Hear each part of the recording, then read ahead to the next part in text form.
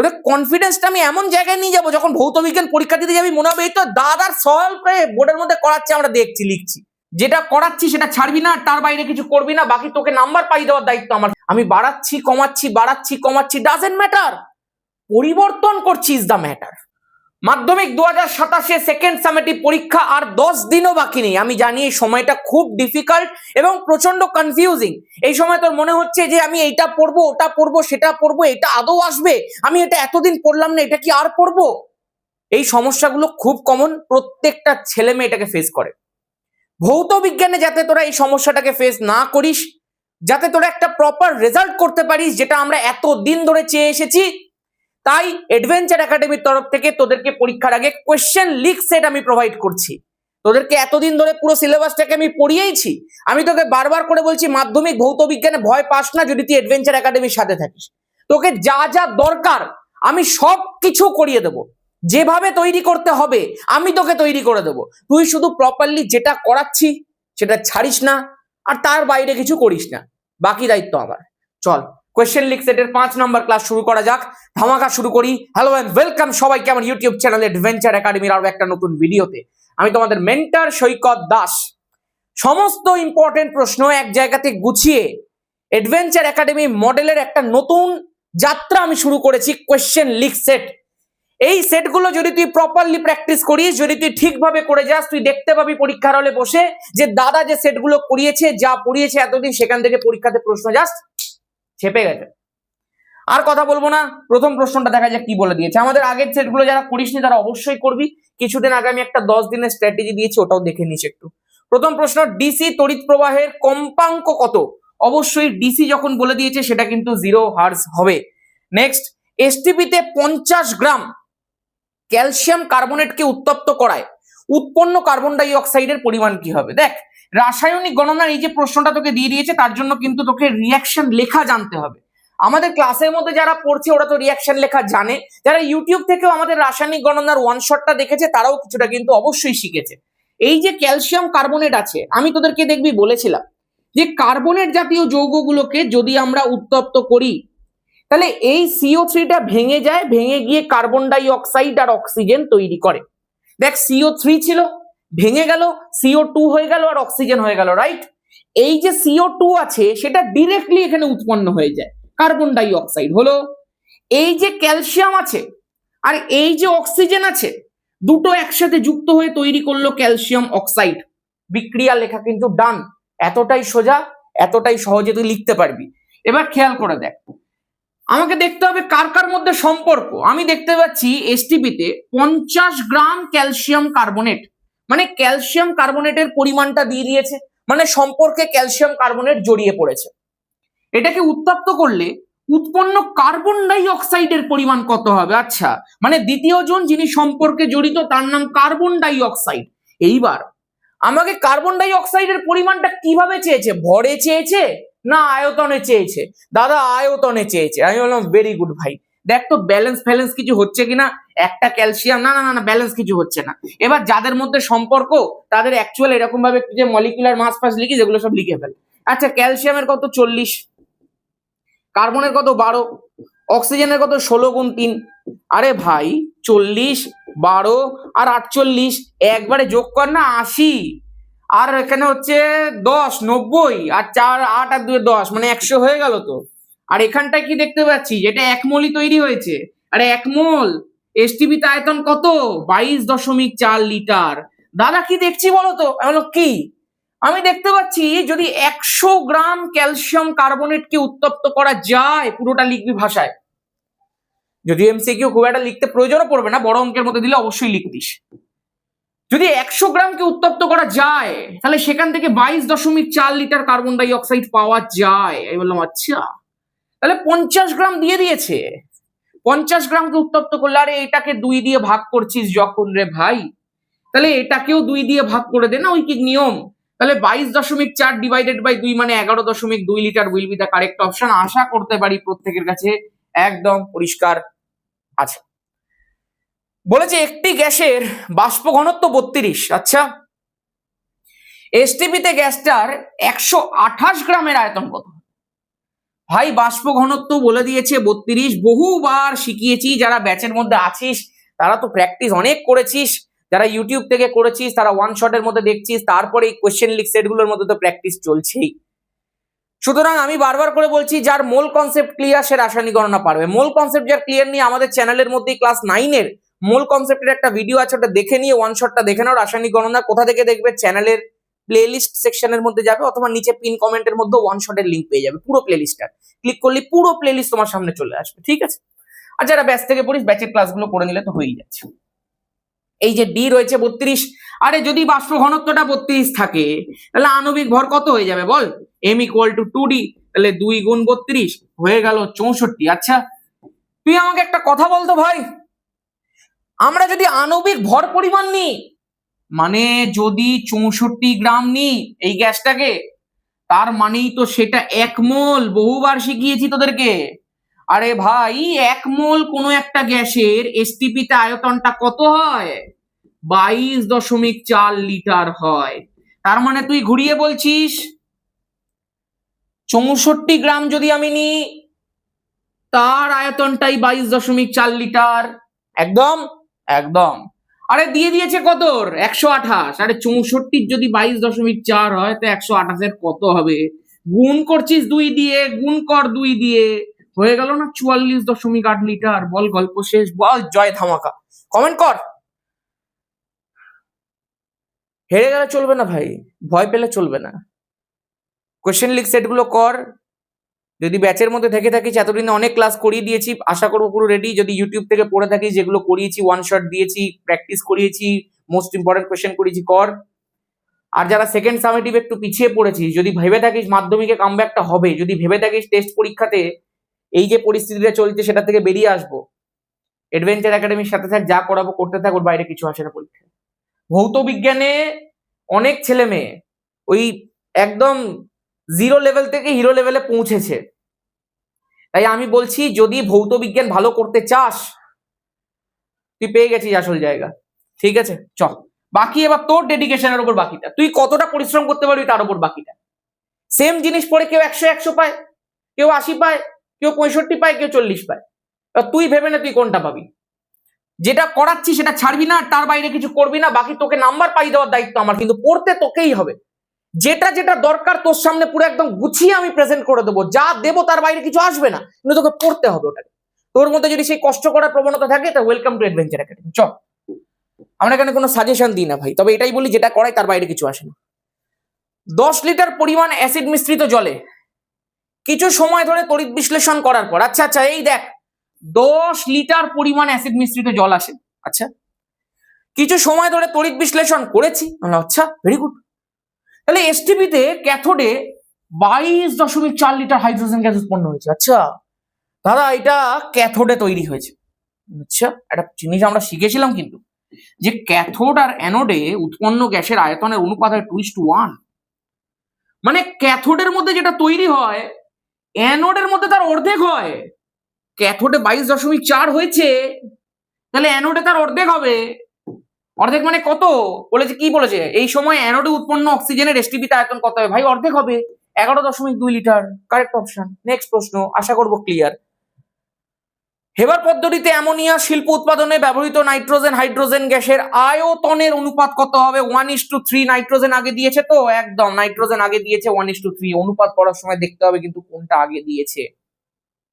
Next, দস্তা এবং ইস্পাতের তৈরি একটা দ্বিধাতব পাতকে উত্তপ্ত করলে উত্তল পৃষ্ঠের মধ্যে কোনটা থাকবে? ভাই এই তো দেখ না, দুখানা পৃষ্ঠ হবে তো।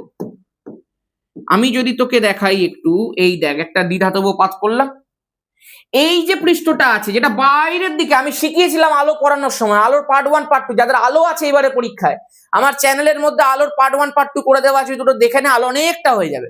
যারা ব্যাচে পড়ছিস, যারা ধামাকা ব্যাচে ভর্তি হয়েছিস, ফাউন্ডেশনের ক্লাসগুলো পেয়েছিস, দেখবি আলোর সব করিয়ে দেওয়া আছে। আলোর আঁকা, আলোর পুরো থিওরি, আলোর পুরো অঙ্ক, সব কিছু ব্যাচের মধ্যে করিয়ে দেওয়া আছে, ওগুলো দেখে নে, হয়ে যাবে। আর যারা এখান থেকে ইউটিউব থেকে সুপার মক গুলো দেখতে পারবি, ফার্স্ট সামেটিভে যে সুপার মক গুলো দেখবি, আলো করিয়ে দেওয়া আছে, ভালো করে অনেক প্রশ্ন করিয়ে দেওয়া আছে। এবার যেটা বলছি দেখ, এই যে যেটা বাইরের দিকে ঠেলে বেরিয়ে আছে, আমি বলেছিলাম আমার পেটটা এরকম বাইরের দিকে বেরিয়ে রয়েছে, তার মানে আমার উন্নতি হয়েছে, মানে আমার পেটটা সামনের দিকে বেরিয়েছে, তাই এই সামনের যে উন্নতি তলটা এটাই হচ্ছে উত্তল। আর ধর আমি অনেকদিন কিছু খাইনি, আমার পেটটা ভেতরে ঢুকে গেছে, তার মানে আমার অবনতি হয়েছে, আমার টাকা পয়সা নেই, আমি কিছু খেতে পারছি না, আমার পেটটা এইভাবে এইভাবে ভেতরের দিকে ঢুকে রয়েছে, তার মানে কি আমার অবনতি হয়েছে, মানে আমার অবতল হয়ে গেছে। ঠিক আছে, তার মানে দাদা এই যে তলটা রয়েছে যেটা এরকম ভাবে এই হয়ে রয়েছে, এটা হচ্ছে অবতল, আমি বললাম একদম। আর ওই যে তলটা যেটা বাইরের দিকে এই এই এই দেখো বাইরের দিকে ঠেলে বেরিয়ে আছে, এটা হচ্ছে উত্তল, বললাম একদম। এই প্রশ্নটা কি করেছে? প্রশ্নটা বলেছে দুটো ধাতু আছে। আচ্ছা, কে কে? একটা দস্তা আছে, একটা ইস্পাত আছে। আচ্ছা, দ্বিধাতব পাতকে উত্তপ্ত করলে উত্তল পৃষ্ঠে মানে বাইরের দিকে যে ঠেলে বেরিয়ে আছে সেটার মধ্যে কে থাকবে? দেখ ভাই, দস্তা যেটা হয় না, তার তাপীয় প্রসারণটা অনেক বেশি হয় অ্যাজ কম্পেয়ার টু ইস্পাত। দস্তা অনেক বেশি প্রসারিত হয়। আর উত্তল পৃষ্ঠের মধ্যে যে আছে তাকে তো দেখতে পাচ্ছিস, তার প্রসারণটা অনেকটা বেশি হয়েছে। যদি দুটো ধাতু দ্বারা তৈরি একটা পাত থাকে, যেটা বেশি প্রসারিত হবে সেটাই তো বাইরের দিকে চলে যাবে, সেটাই তো এই উত্তল পৃষ্ঠটার মধ্যে চলে যাবে। তাহলে এই উত্তল পৃষ্ঠটার মধ্যে কে থাকবে? অ্যাকচুয়ালি দস্তা থাকবে। আর যেটা কম প্রসারণ হবে সেটা নিচের দিকে থাকবে, সেটা ইস্পাত। আশা করবো ক্লিয়ার। ঠিক আছে, নেক্সট।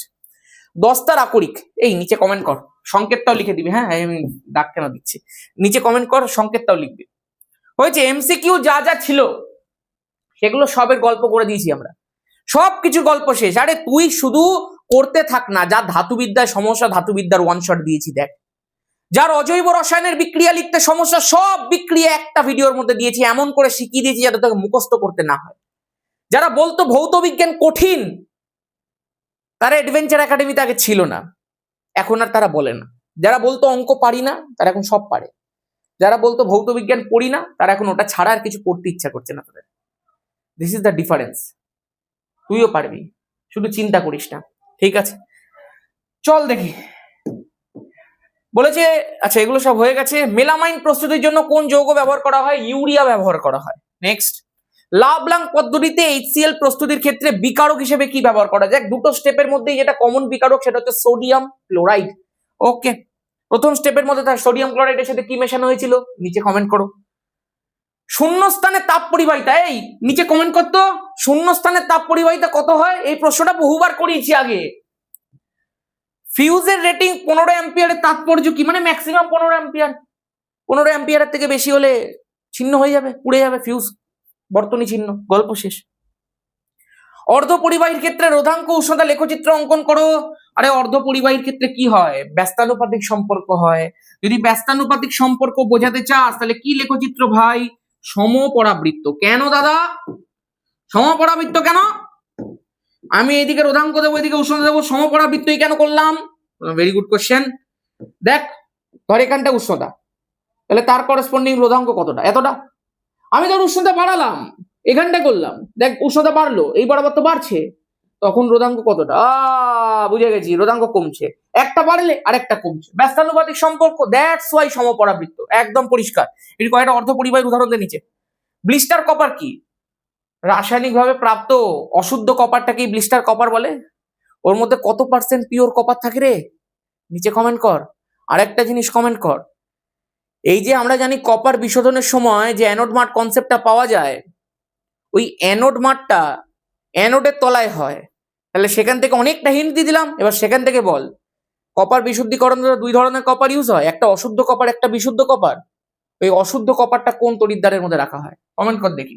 এগুলো যারা অ্যাডভেঞ্চার একাডেমিতে এতদিন ধরে পড়েছিস তাদের কাছে জলবাদ হয়ে যাওয়ার কথা, তবু একটু প্রশ্নটা করছি যাতে মনে থাকে, রিভিশন হয়। H2S দ্রবীভূত জল দীর্ঘক্ষণ বায়ুতে রাখলে ঘোলাটে হয়ে যায় কেন? আরে ভাই, H2S তো বায়ুর অক্সিজেনকে আর মানে বলবে টাটা অক্সিজেন আমার সামনে এসো না, তা তো নয়। বায়ুর মধ্যে যদি দীর্ঘক্ষণ তুই খোলা রাখিস, সেটা অক্সিজেনের সাথে বিক্রিয়া করবে, বিক্রিয়া করে হাইড্রোজেন অক্সিজেন যুক্ত হয়ে জল তৈরি করবে। আর যে সালফারটা থাকবে সেটা কোলেডীয় সালফার রূপে অধক্ষিপ্ত হয়ে যাবে। ওই যে কোলেডীয় সালফারটা তৈরি হলো, দ্যাটস ওয়াই সেটা ঘোলাটে প্রকৃতির হয়ে যাবে। এটা ব্যালেন্স করবে। নেক্সট, স্পাইজেল কি? স্পাইজেল অ্যাকচুয়ালি তিনটে ধাতু অধাতু নিয়ে তৈরি হয়। একটা হচ্ছে কার্বন, একটা হচ্ছে ম্যাঙ্গানিজ, আরেকটা হচ্ছে আয়রন। এই তিনজনের একটা সংকর ধাতু, এটা মেনলি আর কি ওই ইস্পাত তৈরির কাজে ইউজ করা হয় স্পাইজেলটাকে। ঠিক আছে, এটা আগে যখন 12-এ ক্লাস 12-এ যখন আগে ধাতু নিষ্কাশনটা ছিল সেখানে স্পাইরালটা পড়ানো হতো, এখন ওই চ্যাপ্টারটাও 12 থেকে বাদ দিয়ে দিয়েছে। নিউক্লিয় সংযোজনের আগে নিউক্লিয় বিভাজন ঘটানো হয় কেন? দেখ, নিউক্লিয় সংযোজন ঘটাতে প্রচুর পরিমাণ এনার্জি প্রয়োজন, প্রচুর পরিমাণ এনার্জি প্রয়োজন। আর সেই পরিমাণ এনার্জি সাপ্লাই করার জন্যই নিউক্লিয় সংযোজনের পূর্বে নিউক্লিয় বিভাজনটা ঘটানো হয়, যাতে ওই পরিমাণ এনার্জিটা উৎপন্ন হতে পারে, যে এনার্জির মাধ্যমে ওই ফিউশনটা হতে পারে, ওই যুক্ত করাটা হয়ে যেতে পারে। ঠিক আছে, আচ্ছা হয়ে গেল, ব্যাস। আমাদের দেখ 1 মার্কসে যতগুলো প্রশ্ন ছিল আশা করব সবার কাছে পরিষ্কার। যাদের কনফিডেন্সটা বিল্ড আপ হয়ে গেছে তারা এগুলো না দেখে জাস্ট খুশি হয়ে যাচ্ছে।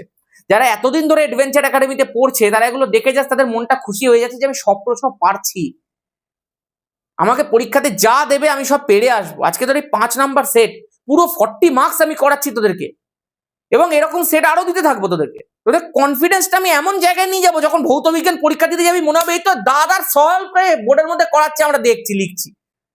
যদি এই প্রশ্নগুলোকে একটুখানি পড়ে নে, হয় আমার নোট থেকে পড়ে নে, নোটিশ বোর্ড সেকশনে নোটস গুলো পেয়ে গেছিস যারা ভর্তি হয়েছিস, নাহলে কোনো একটা রেফারেন্স বই থেকে তোদের বই থেকে পড়ে নে। আমি তোকে জাস্ট বিষয়গুলোকে ডিসকাস করে দিচ্ছি সম্পূর্ণ, যে কিভাবে পড়তে হবে। বুঝতে পারছিস তো? One shot, adventure academy YouTube channel আর ধামাকা ব্যাচ, তিনটেকে একসাথে রেখে যে পড়ছে ভৌত বিজ্ঞান, তার কাছে কোনো ব্যাপার না। আমি বারবার করে বলছি, বিকজ আমি তোদের মনের মধ্যে সেই কনফিডেন্সটা তৈরি করতে চাইছি। এবার দেখ, যারা এখনো পর্যন্ত ধামাকা ব্যাচের মধ্যে ভর্তি হোসনি, যারা ধামাকা ব্যাচের ব্যাপারে কিছুই জানিস না, তাদেরকে বলবো পিন কমেন্টের মধ্যে একদম শুরুতে একটা ভিডিও দেওয়া আছে, একদম শুরুতে ওই ভিডিওটাকে এই ক্লাসটার পরে দেখবি, তুই পুরো ব্যাচটার ব্যাপারে জেনে যাবি। আর যারা জানিস তাদেরকে বলি, নেক্সট যে কুপন সেটা আসবে 15 অগস্টে। 15ই অগস্টে 15-র সাথে মিলিয়ে 150 টাকার একটা কুপন আসবে। এটা একদিনের জন্যই থাকবে, পুরো 15 অগস্টের জন্য থাকবে। তুই 14 অগস্ট ওই 12টার পরে যখন 15 পড়বে রাত্রিবেলা তখনও করতে পারবি, কোনো অসুবিধা নেই। পুরো 15 অগস্টে জুড়ে থাকবে। এখন দেখবি 799 যে ফিস রয়েছে সেখান থেকে তো 150 টাকা মাইনাস হয়ে যাবে। ঠিক আছে, যারা 699 এ করতে পারিস নি এতদিন ধরে, তাদের জন্য আবার নেক্সট সুযোগ, 15ই অগস্টে তোরা করে নিতে পারবি। যদিও সেটা আফটার সেকেন্ড সামিটিভ, বাট ধামাকা ব্যাচটা তো টেস্ট আর মাধ্যমিকের জন্যই রে। ওখানে সব একদম তোকে যা যা দরকার টেস্ট মাধ্যমিকের জন্য, যেভাবে দরকার, যতটা দরকার সব আমি করাবো। তুই শুধু ভরসা রাখ, অ্যাডভেঞ্চার একাডেমি আর ধামাকা ব্যাচ দো ভাই দোনতাবাহি, বাকিটা আমি বুঝে নেবো। পুরো ভৌত বিজ্ঞান দেখ, তুই যদি শুধু বলিস যে দাদা ইউটিউব চ্যানেল থেকে পড়লে, আমি বলি ইউটিউব চ্যানেল থেকে পড়লে তো 100% তোর কভার হচ্ছে না। আমি দুটো ব্যাচ মানে ব্যাচ আর চ্যানেলটাকে এইভাবেই সেট আপ করেছি যাতে তোর টোটালটা কভার হয়ে যায়।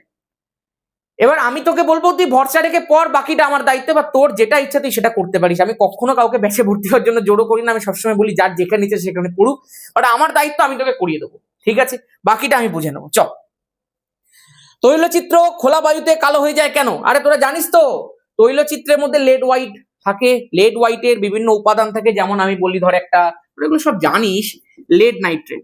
ওই লেড নাইট্রেট যেটা থাকে সেটা বায়ুর H2S এর সঙ্গে বিক্রিয়া করে। যখনই H2S এর সঙ্গে বিক্রিয়া করছে কি উৎপন্ন হচ্ছে ভাই?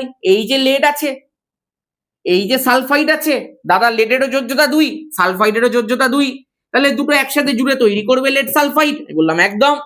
দাদা দুটো হাইড্রোজেন আছে আর দুটো NO3 আছে, তাহলে এখান থেকে হয়ে যাবে 2HNO3। আমি বললাম একদম। এই যে পদার্থটা উৎপন্ন হলো লেড সালফাইড, এটাই সেই কালো বর্ণের অধক্ষেপ যেটা পড়ে গিয়ে ওই তৈলচিত্রটা কালো হয়ে যায়। কেউ কি জানিস এই কালো বর্ণটাকে তুলতে কি করে হয়? আমি এটা কোনো একটা ক্লাসের মধ্যে, হয় ব্যাচের মধ্যে, না হয় ইউটিউবের কোনো একটা কিছুর মধ্যে বলেছিলাম, এটা 11-এ শেখানো হয়। আচ্ছা, নেক্সট H2S গ্যাসের পরীক্ষাগার প্রস্তুতি আলোচনা করো। কি বলতে হয় ভাই? দুটো পদার্থ নিতে হয়, একটা হচ্ছে ফেরাস সালফাইড আর তার সাথে নিতে হয় লঘু সালফিউরিক অ্যাসিড। যখন দুটোকে একসাথে মেশানো হয়, তুইও জানিস পুরো মেকানিজমটা তোদেরকে আমি শিখিয়েছিলাম। যখন দুটোকে একসাথে মেশানো হয়, এই যে Fe থাকে, এখানে Fe2+ আছে, এর পজিটিভ পার্টের সঙ্গে এর নেগেটিভ পার্ট একসাথে যুক্ত হলো, দুটোরই দেখ 2 রয়েছে, তাহলে তৈরি হয়ে গেল ফেরাস সালফেট FeSO4। এই H2 আর এই S একসাথে যুক্ত হয়ে তৈরি করলো H2S। বল কল্পসিস ফিজিক্যাল স্টেট গুলো পারলে একটু পাশে পাশে লিখে দিস অবশ্যই, ব্যাস হয়েছে। এইভাবেই তুই H2S তৈরি করতে পারিস পরীক্ষাগারে। আচ্ছা, এটা তৈরি করার সময় যে যন্ত্রটা ইউজ করা হয় তার নাম কি রে? নিচে কমেন্ট করো। তড়িৎচুম্বকীয় আবেশ সংক্রান্ত ফ্যারাডের সূত্রগুলি লেখো। দেখ, ফ্যারাডের সূত্র কিন্তু আগের দিন যেমনি লেঞ্জের সূত্রটা তোদেরকে একটু এক্সপ্লেন করে দিয়েছিলাম, ফ্যারাডের সূত্রটাও একটু এক্সপ্লেন করে দিই। চল আমি একটু জাস্ট দেখিয়ে দিই তোদেরকে। ধর আমি বললাম, ধর এরকম একটা তোকে আমি মেকানিজম দেখাচ্ছি। তোরা নিশ্চয়ই পড়েছিস যে তড়িৎচুম্বকীয় আবেশের ক্ষেত্রে যখন আমরা ফ্যারাডের সূত্রটাকে স্টেট করি তখন এই কথাটা বলি যে কোনো কুণ্ডলীর মধ্যে দিয়ে, আমি একটু জাস্ট কুণ্ডলীটা তোকে প্রথমে দেখিয়ে দিই। এটা হচ্ছে কুণ্ডলী, এর সঙ্গে দেখ একটা বাল্ব এইভাবে কানেক্ট করা আছে এবং এটা হচ্ছে একটা চুম্বক। এই চুম্বকটাকে আমি যখন নিয়েছি, সেই চুম্বকের মধ্যে দিয়ে চৌম্বক বলরেখাগুলোকেও আমি দেখিয়েছি।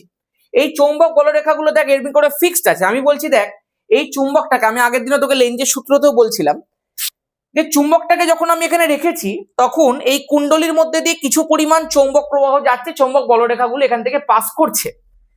তো যদি এরকমই ফিক্সড আমি রেখে দিই তাহলে তুই এই বাল্বটার মধ্যে কোনো লাইট ফাইট তৈরি হতে দেখবি না, কুণ্ডলীর মধ্যে কোনো তড়িৎচালক বল তৈরি হবে না, কোনো তড়িৎ প্রবাহ যাবেও না। যদি যেমন আছে তেমন থাকে, তুই বলবি দাদা এখান থেকে তো পাস করছে, আরে পাস করলেও সেটা যতটা পাস করছে ততটা রয়েছে, তো একদম স্থির রয়েছে, ভেরি গুড, একদম পারফেক্ট, কোনো চাপ নেই, কোনো কিছু নেই, যেমন আছে তেমন থাকো। বাট যদি দেখবি লাইনটা বলা হয় কুণ্ডলীর মধ্যে দিয়ে অতিক্রান্ত চৌম্বক প্রবাহের পরিবর্তন ঘটে, বাড়াচ্ছি কমাচ্ছি ডাজন্ট ম্যাটার, যদি পরিবর্তন ঘটে তবেই কুণ্ডলীতে একটা তড়িৎচালক বল আবিষ্ট হয় এবং তার ফলে তুই এখানটা দেখ বাল্বটা জ্বলতে দেখতে পাচ্ছিস। আমি বাড়াচ্ছি কমাচ্ছি ডাজন্ট ম্যাটার, পরিবর্তন করছি ইজ দ্য ম্যাটার। এবং যখনই কুণ্ডলীর মধ্যে দিয়ে অতিক্রান্ত চৌম্বক প্রবাহের পরিবর্তন হবে কুণ্ডলীতে একটা তড়িৎচালক বল আবিষ্ট হবে।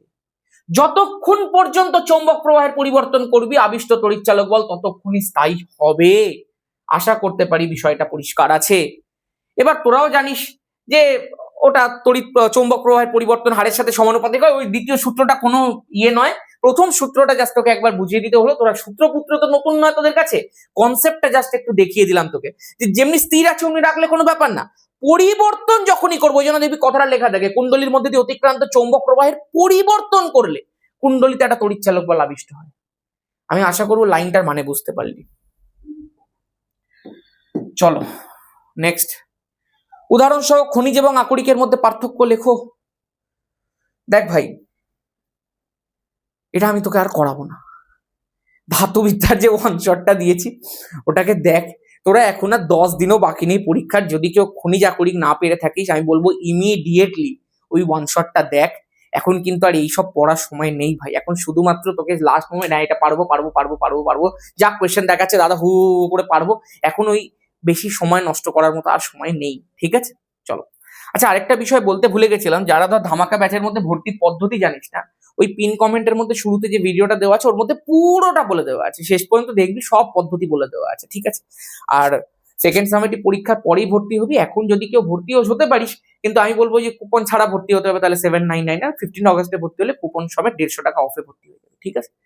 আচ্ছা আরেকটা বিষয় বলি, যে পরীক্ষার সময় যখন লিখবি যে প্রশ্নটা পাবি, সেই প্রশ্নটা যখন করছিস না, শুধুমাত্র এটা নয় যে আমি পরীক্ষাটা দিয়ে চলে এলাম, ওই প্রশ্নটার মধ্যে তুমি যে যে জায়গাগুলো পারলে না, বাড়ি এসে কিন্তু আফটার এক্সাম সেই বিষয়গুলোকে অবশ্যই একটুখানি মার্ক করবে যে আমি এই এই জায়গাগুলো পারলাম না, এবং যেগুলো পারলি না, দেখ যারা সিনসিয়ার হবে তারা এই বিষয়টাকে অবশ্যই করবে, যেই জায়গাগুলোকে, যে টপিকগুলোকে, যেই চ্যাপ্টারগুলোকে তোর ডিফিকাল্ট মনে হলো, যেগুলো তুই এক্সামে নামাতে পারলি না, তোকে কিন্তু সবার আগে সেগুলোকে শেষ করতে হবে। একটা প্রশ্ন পারলি না মানে গোটা চ্যাপ্টারটা তোকে পড়তে হবে ভালো করে। এবং খেয়াল রাখবি এই যে প্রিটেস্ট পরীক্ষা বা এগুলো যেগুলোই হচ্ছে সেগুলো কিন্তু তোর একটা সেলফ অ্যাসেসমেন্টের জায়গা।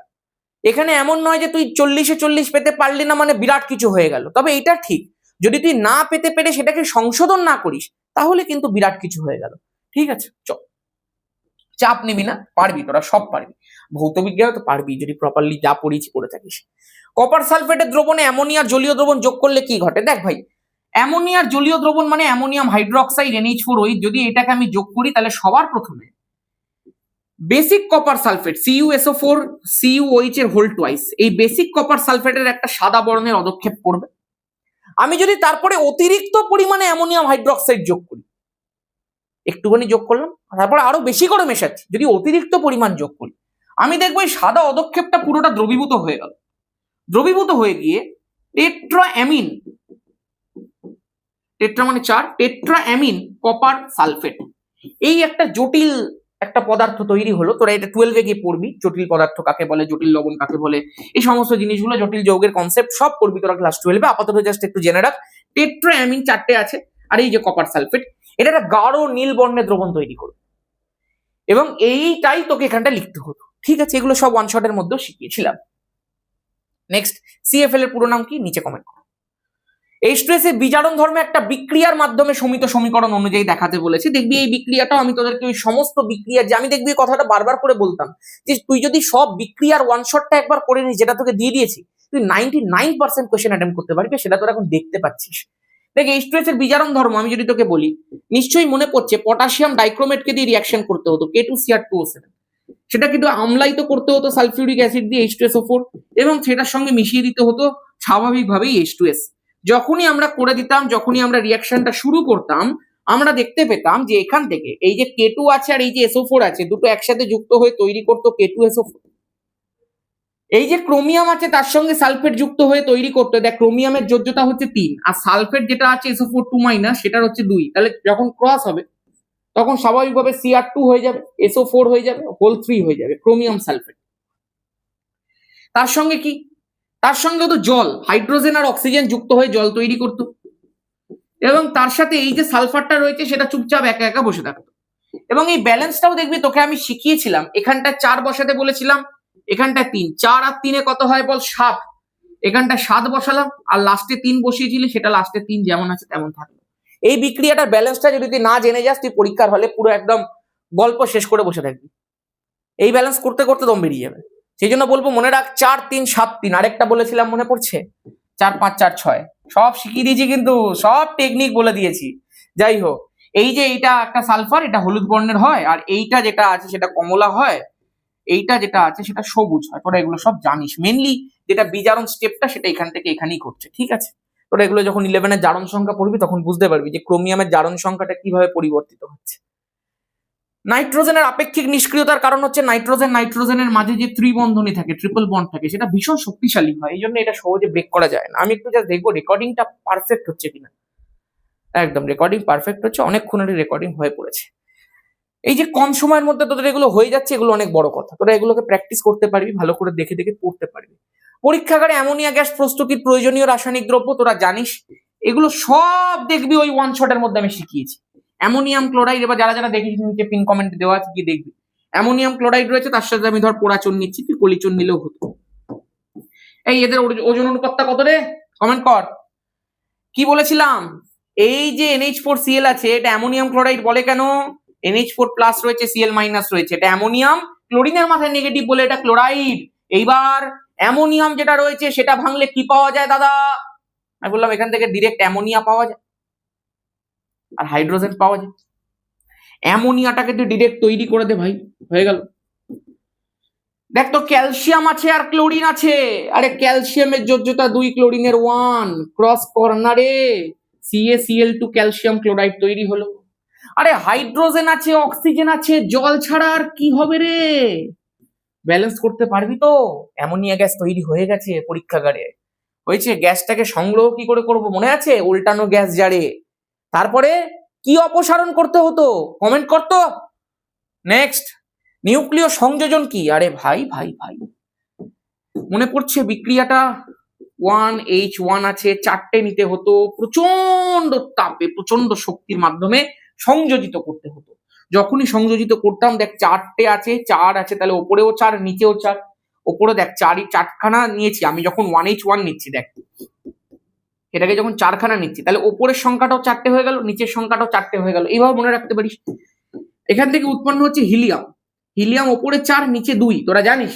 তাহলে ওপরের 4টা তো স্যাটিসফাই হয়ে গেল, কিন্তু নিচের তো 4 ছিল, সেখানে 2 বসালাম, তাহলে দুটো কি তৈরি হবে, পজিট্রন তৈরি হবে, 0+1। তাহলে দেখ নিচেও 2 হয়ে গেল, এখানে 2 ছিল, তাহলে 2 এ 2 4, ওপরে 4, দুটোই স্যাটিসফাই।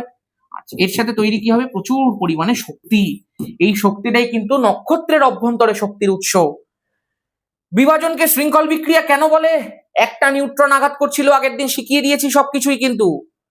আর যারা ব্যাচের মধ্যে পড়িস, মনে পড়ছে সে আমার বাড়ির সামনের বাজারের গল্প, বাজারের ঝগড়া। তো একটা নিউট্রন ছিল, সেখান থেকে 3টে নিউট্রন তৈরি হতো, সেই 3জন গিয়ে আবার দেখিস এভাবে, একটা নিউট্রন ছিল, আঘাত করলো, 3টে নিউট্রন হলো, এই 3টে নিউট্রন 3জনকে গিয়ে আঘাত করবে, সেখান থেকে আবার 3টে করে উৎপন্ন হবে, সেই প্রত্যেকটা থেকে আবার 3টে করে হবে। এই যে এতজনকে গিয়ে গিয়ে আঘাত করে চেনের মতো রিয়াকশনটাকে কন্টিনিউ করতে থাকবে, that is known as chain reaction বা শৃঙ্খল বিক্রিয়া। আমার বাড়ির সামনের একদিন একটা গাড়িতে আর একটা কি মুরগি নিয়ে যাচ্ছিল, তার সাথে ধাক্কা লেগেছিল। ওই যে ঝগড়াটা শুরু হয়েছিল, পুরো বাজারের লোকজন ওর মধ্যে জড়িয়ে পড়েছিল। সেই গল্পটা আমি শুনেছিলাম ওই শৃঙ্খল বিক্রিয়া বলতে গিয়ে। আচ্ছা, এটা কি ছিল তরলের আপাত প্রকৃত প্রসারণ গুণাঙ্কের মধ্যে পার্থক্য? তোরা জানিস আপাত প্রসারণ গুণাঙ্কটা কিন্তু নিজস্ব ধর্ম নয়, প্রকৃতটা কিন্তু একান্ত নিজস্ব ধর্ম। তোরা জানিস আপাত প্রসারণ গুণাঙ্কটা কিন্তু পাত্রের প্রসারণের উপর নির্ভর করে, কিন্তু প্রকৃতটা করে না। তোরা জানিস যে যদি আমরা ডিফারেন্ট পাত্রের ক্ষেত্রে নিই একই পরিমাণ তরলকে, একই তরলকে ডিফারেন্ট পাত্রতে, তাহলে আমরা দেখবো আপাত প্রসারণ গুণাঙ্ক কিন্তু ডিফারেন্ট হচ্ছে, বাট প্রকৃত প্রসারণ গুণাঙ্ক কিন্তু যেহেতু পাত্রের উপর নির্ভরশীলই নয়, ওটা কিন্তু সেমই হবে। ঠিক আছে, এগুলো আগের দিন কোথাও এটা যেন তাপের মোস্ট ইম্পর্টেন্ট কোশ্চেন, এটা পুরো লিখে দিয়েছিলাম। দেখাও যে শ্রেণী সমবায় তুল্য রোধের মান বর্তনীর সবকটি রোধের থেকে বড়। এইটাও দেখবি আমি যে আমার ব্যাচের চলতরিতের দুখানা ক্লাস তোদেরকে ইউটিউবের মধ্যে দিয়েছিলাম, ওই সেকেন্ড ক্লাসটার মধ্যে এটা করিয়ে দেওয়া ছিল, তোরা প্রত্যেকে জানিস। ধর আমি 3টে রোধ নিলাম, R1 R2 R3, তিনজনকে যদি আমি শ্রেণী সমবায় যুক্ত করি, ধর আমি বললাম তুল্য রোধ হচ্ছে R, সেটাকে কি করে লিখবো? R1 plus R2 plus R3 লিখবো। এবার আমি ধরে নিচ্ছি সব থেকে বড় হচ্ছে R1, যেটা সবচেয়ে বড়, যাকে নিয়ে ঝামেলা তাকে এদিকে নিয়ে আয়। তাহলে হয়ে গেল R মাইনাস R1 করলাম, R2 প্লাস R3 হয়ে গেল। এইবার তুইও জানিস আমিও জানি যে এই R মাইনাস R1 এই যে পুরো রেজাল্টটা এলো, তার ভ্যালুটা তো R2 প্লাস R3 এর সাথে সমান।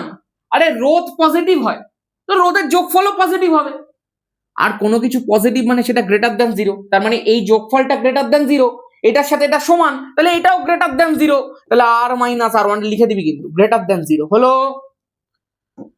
সমান চিহ্নের মতো কাজ করে, তোরা জানিস এটা এইদিকে পাঠা, তাহলে R is greater than R1, হয়েছে, ফিনিশ হয়েছে, গল্প শেষ। এটা সেই ক্লাসটার মধ্যেও করিয়েছিলাম, যারা ব্যাচে আছিস তারা নোটসের মধ্যে পেয়ে যাচ্ছিস সেটা, আর যারা ইউটিউব থেকে পড়ছিস কোনো একটা রেফারেন্স বইয়ের মধ্যে দেখবি পুরোটা পেয়ে যাচ্ছিস। তোকে আমি পুরো কনসেপ্টটা শিখিয়ে দিলাম কিভাবে হয়। এই দুটো সমান, এই যোগফলটা গ্রেটার দ্যান 0, তো এটাও গ্রেটার দ্যান 0, এটা গ্রেটার দ্যান 0, এটা এদিকে পাঠাও, তাহলে R is greater than R1। সবচেয়ে বড় থেকেও তুল্যরোধ বড়, স্বাভাবিক না ভাই? 2 3 4 যদি থাকে তুল্যরোধ কত হবে? 3টে যোগফল, 4 আর 3 7 আর 2 9, তো সব কটার থেকেই না বড় হলো। বারলো চক্রের ঘূর্ণন নিয়ন্ত্রণকারী বিষয়ে দেখ দুটো বিষয় ইনক্লুড থাকে, একটা চৌম্বক প্রবাহ, একটা তড়িৎ ক্ষেত্র, বা চৌম্বক ক্ষেত্র তড়িৎ প্রবাহ যা খুশি বল। যদি একটাকে অপরিবর্তিত রেখে আমি অপরটাকে পরিবর্তিত করি, অপরটার অভিমুখ যদি পাল্টে দিই, আমি দেখবো চক্রের ঘূর্ণন কিন্তু বিপরীত দিকে হচ্ছে। যদি আমি চৌম্বক ক্ষেত্রটাকে অপরিবর্তিত রেখে তড়িৎ প্রবাহের অভিমুখটাকে বদলে দিলাম, মানে একটাকে স্থির রাখলাম একটাকে বদলে দিলাম, তাহলে দেখবো বারলো চক্রের ঘূর্ণনের অভিমুখ বদলে গেছে।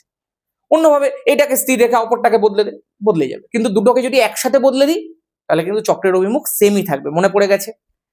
যদি আমি চৌম্বক ক্ষেত্রের তীব্রতা বাড়াই চক্রের ঘূর্ণন স্পিড হবে, যদি তড়িৎ প্রবাহ বাড়াই বাড়বে। ঠিক আছে, কোন প্রবাহে বারলো চক্র ঘোরে, এসিতে না ডিসিতে? কমেন্ট কর। ওহমের সূত্র অনুযায়ী রোধের সংজ্ঞা আমি এটা আর বলবো না, ঠিক আছে? এগুলো তো এখন জানিস, যারা জানিস না চলতরিতের ওয়ান শট দেওয়া রয়েছে, একদম পাতি প্রশ্ন, বাট ওহমের সূত্র থেকে রোধের সংজ্ঞা কিন্তু পরীক্ষাতে আসে। তোরা জানিস প্রত্যেকে যে এই যে ধর বলেই দিই একটু ছোট্ট করে, ধর এখানটা এ আছে, এখানটায় বি আছে, এবার এখানটা রোধ আছে। তুই যদি জানিস যে এ প্রান্ত যেটা রয়েছে তার বিভব হচ্ছে VA, আর বি প্রান্ত আছে তার বিভব হচ্ছে VB, এখান থেকে এইদিকে কারেন্ট যাচ্ছে I পরিমাণ কারেন্ট, আচ্ছা এদিক থেকে এদিকেই কেন যাচ্ছে?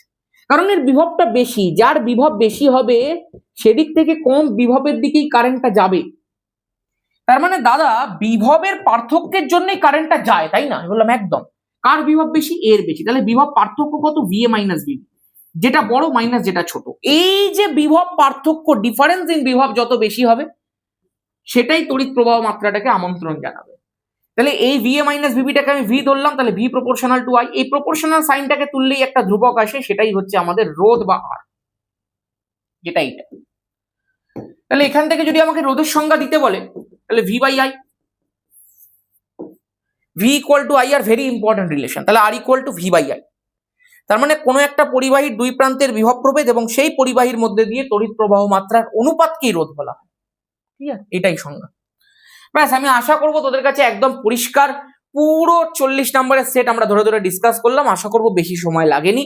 সবাই খুব ভালো করে এগুলোকে পড়িস, যা যা করাচ্ছি সেগুলোকে শেখ, যেভাবে করাচ্ছি ওইভাবে মনে রাখ। দেখবি তোর চোখের সামনে ভৌত বিজ্ঞানটা পুরো না একটা জাস্ট মানে তুই একটা রিলিফ পাচ্ছিস যে না ভৌত বিজ্ঞান আমার কিন্তু সেট হয়ে গেছে। ছেলেমেয়েরা নিচে কমেন্ট করছে অ্যাডভেঞ্চার একাডেমি মানেই ভৌত বিজ্ঞান বা মাধ্যমিক ভৌত বিজ্ঞান মানেই অ্যাডভেঞ্চার একাডেমি, এই কথাটা লিখছিল। এটা আগের বছরও আমি দেখতে পেয়েছিলাম, এমনিও সবাই লিখতো মাধ্যমিক ভৌত বিজ্ঞান মানেই অ্যাডভেঞ্চার একাডেমি। এই কথাগুলো শুনলে ভালো লাগে, মানে এই যে জিনিসগুলো তোদের জন্য করা হচ্ছে, মানে তোরা যে হেল্প পাচ্ছিস সেগুলো থেকে, এটা আমার কাছে অনেক বড় বিষয়। খুব ভালো করে পড়তে থাক, আমি থাকবো। মাধ্যমিকে 2026-এ যা রেজাল্ট হয়েছে অ্যাডভেঞ্চার একাডেমি থেকে, 2027-এ আরো ভয়ঙ্কর রেজাল্ট হবে, কথা দিয়েছি, করে দেখাবো। আজকের মতো এখানেই, সবাই ভালো থাকিস, সুস্থ থাকিস। জয় ধামাকা।